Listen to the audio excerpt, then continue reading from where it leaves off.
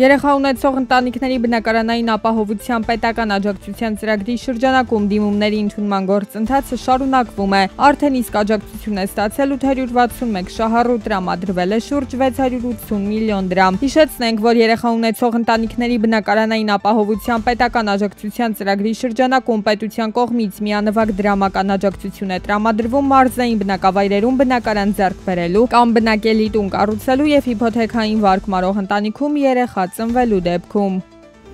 Գարնանացան աշնանացանի աշխատանքների կազմակերպման համար կառավարությունն աջակցություն է տրամադրում։ Այս տարի գարնանացան հացահատիկայինների մշակության յուրաքանչյուր 1 հեկտարի համար փոխհատուցումը կկազմի 70,000 դրամ, աշնանացանինը 80,000 դրամ։ Գյուղատնտեսները մինչև ցանքսը դիմում պետք է ներկայացնեն համայնքի կամ վարչական ղեկավարին, որտեղ կնշեն ցանքատարածությունների վայրը, մակերեսը, թե ինչ են պատրաստվում ցանել, բանկային հաշվեհամար ու փաստաթղթերի պատճեններ։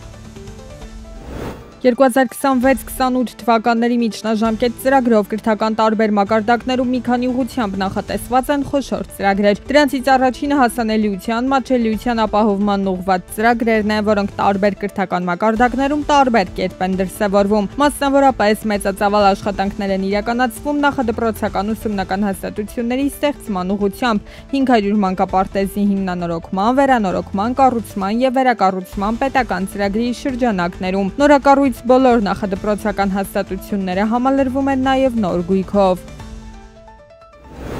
2025-ի հունվար-փետրվարին Հայաստանում արտադրվել է 89,400 տոննա ցեմենտ։ Նախորդ տարվա համադրելի ցուցանիշի համեմատ արտադրության ծավալը նվազել է 16,1%-ով։ Նույն ժամանակահատվածում նվազել է նաև տուֆի արտադրությունը 35,4%-ով և կազմել է 2305 տոննա։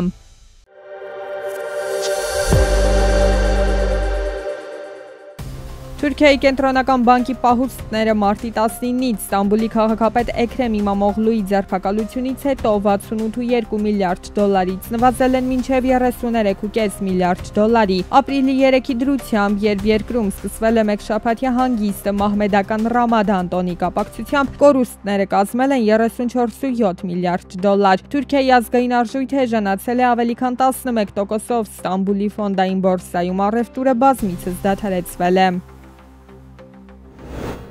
Վաշինգտոնի կողմից կիրառվող մաքսային տեռորին դիմակայելու և հակաքայլեր ձեռնարկելու մասին հայտարարություն է արել Չինաստանի առևտրի նախարարությունը։ Փոխադարձ մաքսատուրքերի սահմանումը նահանգների կողմից միակողմանի ճնշման տիպիկ օրինակ ու սխալի վրա ավելացված սխալ է, որը կրկին ցույց է տալիս շանտաժի էությունը, ասվում է հայտարարության մեջ։ Չինաստանի հակաքայլերն ուղղված են երկրի ինքնիշխանությունը, անվտանգությունն ու զարգացման շահերը պաշտպանելուն, ինչպես նաև միջազգային առևտրի կարգը պահպանելուն։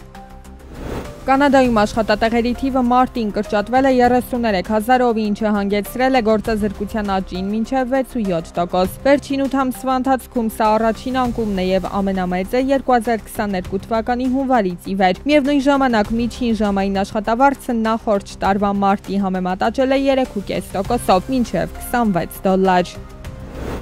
Սաուդյան Արաբիան մայիսին ասիական գնորդների համար 1 բարելի դիմաց 2,3 դոլարով կնվազեցնի բոլոր տեսակի նավթի գները, ինչը առավելագույնն է 2022-ի հոկտեմբերից ի վեր։ Միացյալ Նահանգների համար էլ նավթի բոլոր տեսակների գները կնվազեն բարելի դիմաց 0,2 դոլարով։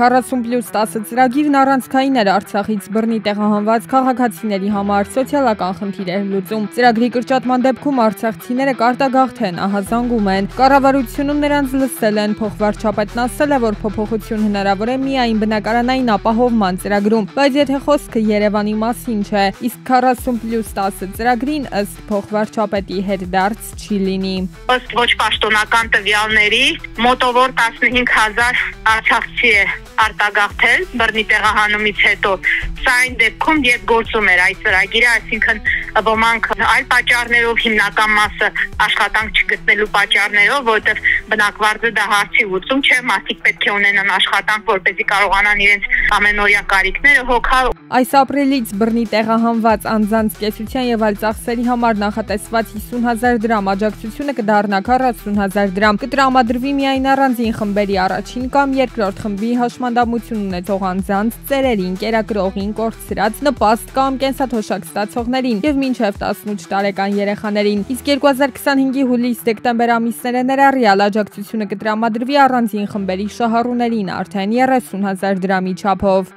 Արցախցիների շատ չնչին տոկոսն է, որ այստեղ բնակարան ունի, ու այդ 40+10-ը ինչպես կարող ենք անվանել, նաև կարող ենք փոխարինել բնակվարձի փոխհատուցումը, բազմիցս մեր փաստերով ներկայացրել ենք, որ դա ուղղվում է միմիայն բնակվարձերի փոխհատուցմանը։ Աշխատանքի եւ սոցիալական հարցերի նախարարը դեռ նախորդ ամիս էր աջակցության այս ծրագիրը խոչընդոտ համարել բնակարանային ապահովման ծրագրի լիարժեք իրականացմանը։ Մենք չենք կարող անընդհատ զուգահեռ երկարաժամկետ բնակապահովության ծրագիր մշակենք իրականացնել եւ ասենք, որ շարունակ դուք պետք է ստանաք նույն 50,000 դրամը եւ այդ 50,000 դրամով շարունակ ձեր վարձավճարին ուղղենք։ Մենք ունենք երկարաժամկետ բնակարանային աջակցության ծրագիր։ Նախարար Մկրտչյանը հիշեցրել էր նաև, որ 400-ից ավել համայնքներ կան, որտեղ արցախցիները կարող են տուն ձեռք բերել։ Արցախցիներն էլ ասում են, թե դրանք սահմանային բնակավայրեր են եւ վախում են, թե դարձյալ կորուստի առջև կկանգնեն։ Արցախցիները առաջարկել են նաև վարձակալական պայմանագրերը միանգամից կնքել տանտերերի հետ, որպեսզի տպավորություն չստեղծվի, թե գումարը ծախսվում է իրենց կեսության համար, այլ ոչ թե բնակվարձի։ Քննարկումները դեռևս շարունակվում են, պետությունն էլ, արցախցիներն էլ վճռական են տրամադրված։